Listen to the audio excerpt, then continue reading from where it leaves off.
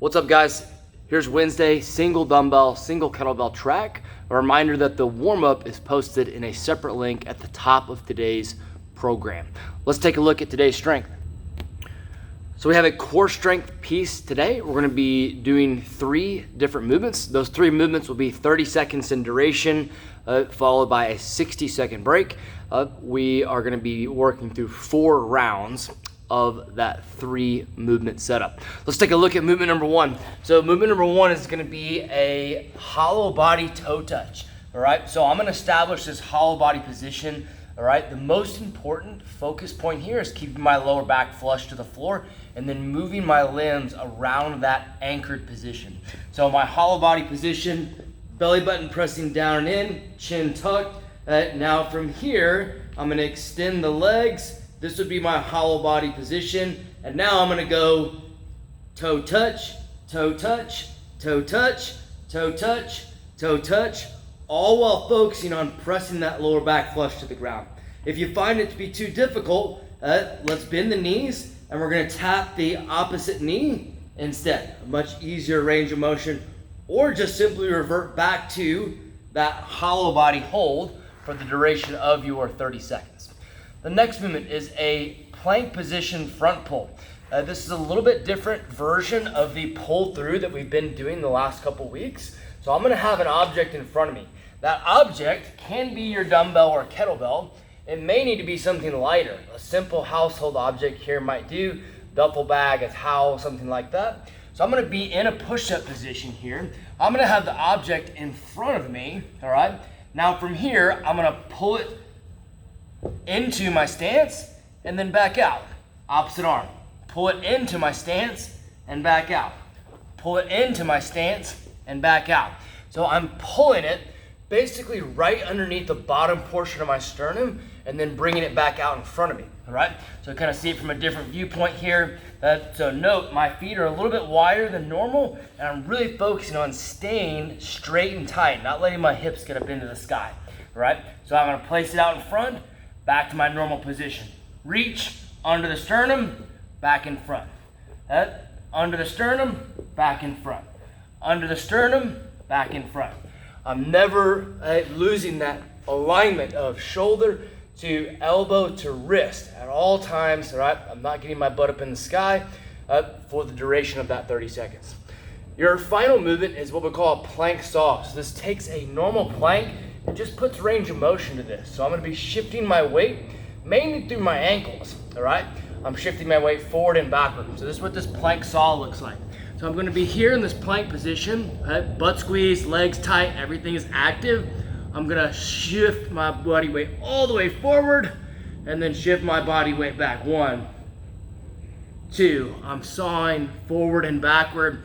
As you saw, my hips and shoulders remain on a flat, equal plane. So if you look at this from the side, I'm keeping my back completely flat and sawing along. All I'm doing is moving through my ankle joint right here, okay? So what I'm not doing is pressing back, getting the butt up, and then pressing forward. I'm staying low and tight the entire time, all right? So 30 seconds of each movement, followed by a 60-second break. We'll run through that cycle 4 times. Let's take a look at today's workout. All right, our workout today, we have an interval-based piece. This is gonna be 1 minute on, 2 minutes off until you have done all 5 cycles. The stimulus today, we're after a hard, fast 1 minute effort, a longer 2 minute break, and then another hard, fast 1 minute effort. Here's the way this will play out. You're gonna go a 1 minute max effort goblet squat. You do as many perfect squats as you can within that 1 minute time period, all right? We wanna go quality over quantity, but we are trying to move fast. I want you to really burn out the squat movement within that minute. Then you're gonna take a 2 minute break, long break, and then we're gonna do a 1 minute max effort of sprawl to lateral jump. I wanna take an in-depth look at that movement, all right? So we're gonna be sprawling, strong straight arms, and then like we've been working on, our goal is to be explosive, all right? We wanna be jumping laterally with explosive power, but landing soft. So I'm gonna be sprawl, and then I'm gonna jump and land softly. Sprawl, jump, land soft. all right? Big portion of that, let's see you be athletic and absorb that impact every time. So some ways that we can modify this if needed, we'll sprawl, and then I can take a big leap off 1 foot, a little bit less impact there, all right? If needed, you don't have to jump at all, meaning I can sprawl, and then I'm just gonna take a big step over, no jump. Right? So max explosive power, if jumping is right for you, you can jump off 1 foot, a little less impact, or simply take a big lateral step. Then you're gonna take another 2-minute break.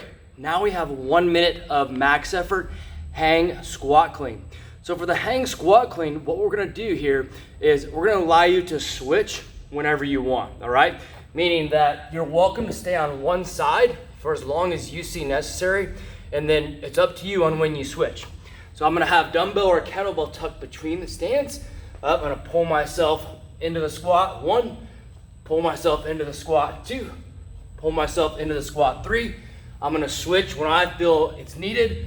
I'm gonna keep moving. My goal is to accumulate as many perfect reps as I can within that 1 minute time frame. Another 2-minute break, then going back to the sprawl to lateral jump, and then finally finishing with thrusters as your final movement. Taking the same approach, you can switch whenever you like, all right?